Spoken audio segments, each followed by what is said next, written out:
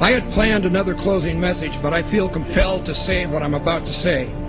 Now, I risk sounding like a conspiracy theorist, but it's no longer a theory. What I'm about to say is fact. The secret organizations of the world power elite are no longer secret.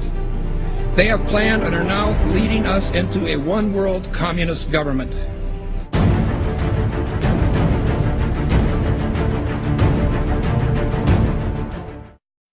Executive order signed by President Obama has sparked controversy on both sides of the political aisle. The National Defense Resources Preparedness Executive Order was signed quietly Friday night. It gives the president the power to control U.S. resources. The Rules Committee is going to meet in the House. They are going to come up with a rule that makes it okay for them to do a same-day bill.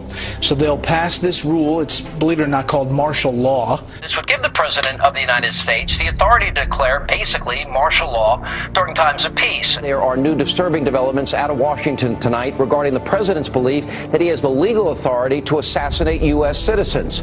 Incredibly enough, it appears that our commander-in-chief actually believes that authority exists not only on foreign soil, but right here on American soil as well. But Senators McCain and Levin have added this legislation which would authorize the president to declare the entire United States of America, all 50 states and all territories, to be a battlefield, right, even though there's no battle, thanks be to God, going on here. War on terror is different. And that would authorize him to use commander-in-chief authority in the United States, to use the military to arrest people in the United States who, in the president's opinion, are enemies of the country. Particularly to hear President Obama claim the power to keep people in prison indefinitely with no charges against them, no conviction, no sentence, just imprisonment. Joining us now is former Secret Service agent Dan Bongino. Dan, thanks a lot for joining us. What do you mean there's no such thing as gun control, only people control? Tell me what that means. Tucker, this is larger ideological ploy by this administration. They're not being authentic with America, whether it's the sequester, healthcare, or the gun control issue. What they do is they manipulate an emotional crisis, a national emotional crisis, to further an ideological agenda which involves the evaporation, the slow disintegration of your civil rights, your liberties, your ability to live and let live. And it's a disturbing pattern that, frankly, is really starting to get under my skin. The US is funneling money into tracking systems that are threatening to make the very concept of privacy a thing of the past. It could mean people's every move being used against them to keep them under surveillance. The information age was an era nearly everybody embraced. But today's surveillance age, experts say, is a reality almost no one can escape. David, why does the DHS need 450 million hollow point bullets? That kind of ammo that they purchased from ATK, hollow point ammunition, as you had explained, it's designed to, tear through human flesh and then expand. It's designed to kill people. This is not the optimal kind of ammo you would buy for target practice. It's more expensive and it's more precise. Do you think this is a sign that they're preparing for some sort of mass civil unrest? So they have an open bid right now, DHS, for even more ammunition, for 175 million rounds of .223 caliber rifle ammo. It's almost identical to the ammunition used by NATO peacekeeping forces. So that's very interesting. Are they planning on some kind of widespread economic unrest in the U.S. that would require NATO forces to help us out? $500 million in surplus military weaponry from the Pentagon, which is authorized through the Pentagon's 1033 program. During the late 70s, Congress passed legislation called Posse Comitatus, barring the military from operating on American soil. And in the early 80s, there was an effort to circumvent that in Congress by arming police with military-grade weaponry. And now we're seeing that play out in the streets. People in the inner city in the U.S. have been experiencing this. So civilians in the U.S. are now up against basically military-style policing.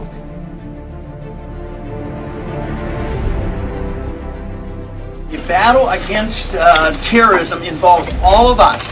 Everybody in this country is a potential terrorist. The Department of Homeland Security sent to law enforcement agencies across the country warning about the potential for an increase in right-wing extremist activity.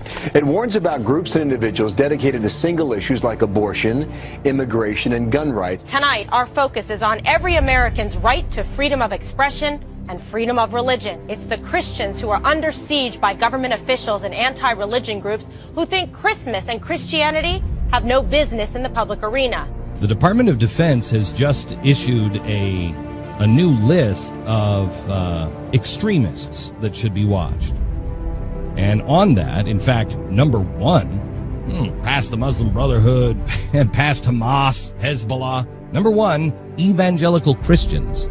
We begin tonight with a newly leaked U.S. Army military police training manual for what they are calling civil disturbance operations. The Army manual outlines the plan to kill rioters and demonstrators in America. That's right, they have plans to confiscate our firearms and kill American citizens on U.S. soil. This during a mass civil unrest, I guess, shooting innocent civilians perhaps. And it goes on to describe how prisoners will be processed through internment camps. Wow. So there you have it. Our own military being trained for armed conflict with U.S. citizens. They're being trained to confiscate our guns in preparations to process us into camps during civil unrest. A pretty scary scene along the Chicago River turns out to be a military training exercise. There was nothing routine that folks reported about seeing the jarring, as they witnessed the jarring scene of at least 3 Black Hawk helicopters flying at times in close order formation. Just in, a military drill in downtown Miami, complete with these Black Hawk helicopters, elite soldiers and police officers swarming the street. Take a look, swing back over here. This may be involved in this training or not. Again, let me tell you what all of this is that we know of. It's a joint military training exercise involving local police, also military. Sight of Army helicopters and the sound of gunfire created a lot of concern this afternoon in one Houston neighborhood. There were armed men in fatigues, plenty of weapons, and what many thought were real live rounds.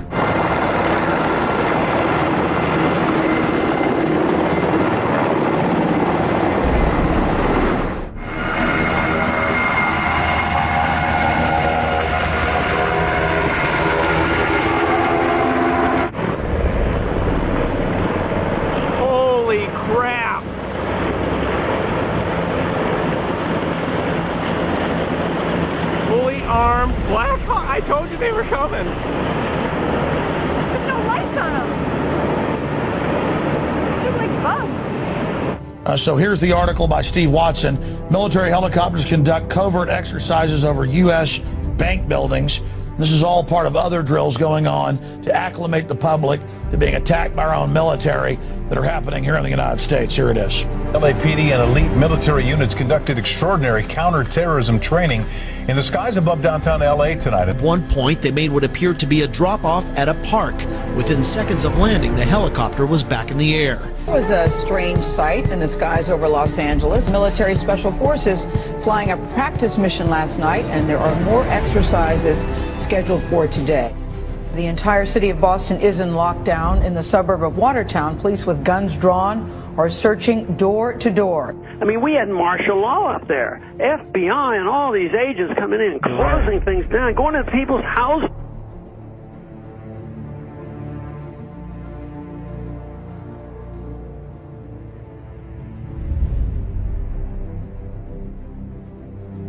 Mr. President, I do want to get right to the news of this week. Sure. The terrorism in Boston. Yeah. Many people have wondered if it took you right back to 9/11 when you heard it. Well, at first, I was deeply concerned that there might have been a organized plot. I don't know all the facts. I don't think we all know all the facts, but I was deeply concerned that this could have been, another.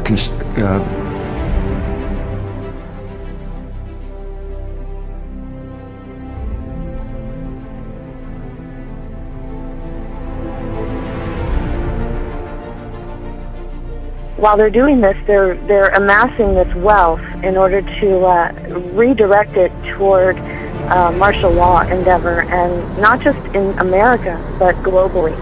They want to lock down every country.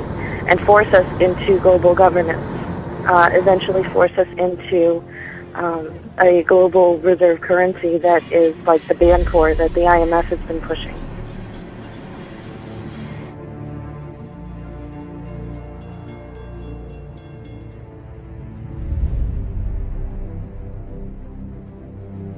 And those people who have been yelling, oh, the UN's going to take over global conspiracy government. Theorists.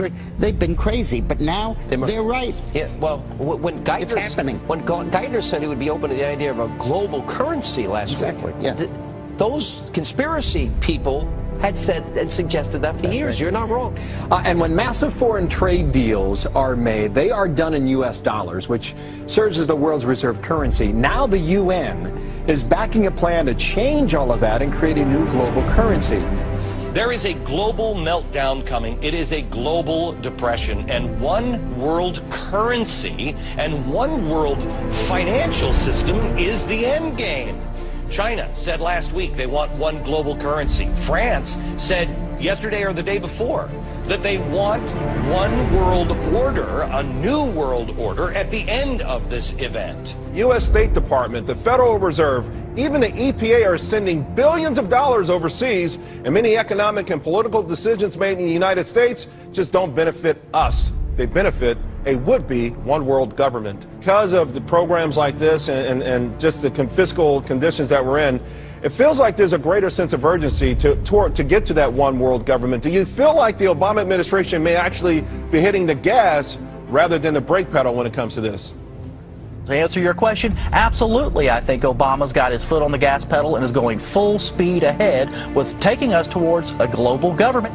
Oil looks higher, gold looks higher, currencies look weaker, all for the reasons that we talked about before. I mean, you've got huge wage disparities. I don't know how that inevitably resolves itself. It may resolve itself in some type of a global currency crisis.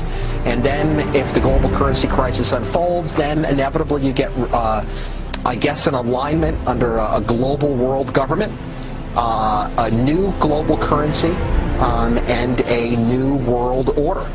If the feds do not stop the wild spending and do not reform Medicare and Social Security, the U.S. dollar will collapse. That means that all of our savings, all of our investments, our homes, and everything else will blow up before our eyes.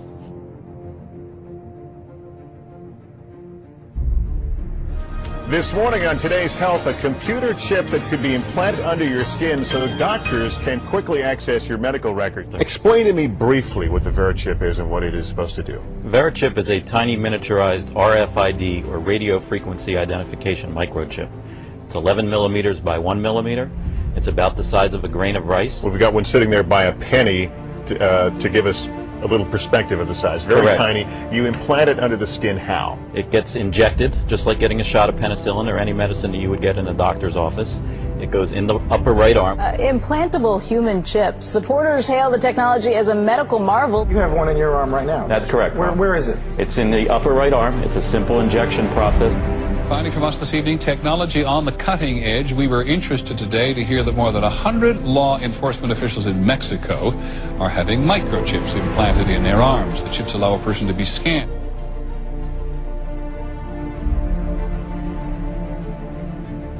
The ultimate goal that these people have in mind is the goal to create a one world government run by the banking industry, run by the bankers. The whole agenda is to create a one world government where everybody has an RFID chip implanted in them.